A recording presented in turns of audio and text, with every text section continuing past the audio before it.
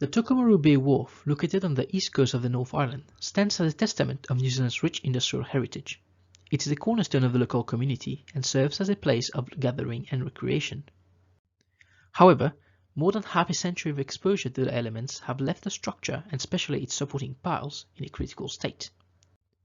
With the hope of restoring the damaged piles to their original profile, this project focused on the development of a novel coupler to connect the existing sound steel rebars to lightweight and corrosion-resistant glass fiber reinforcement.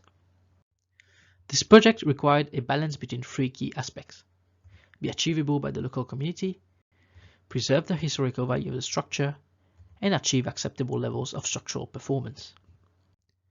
Preliminary specimens were developed to generate a concept prototype which could ultimately be deployed on site.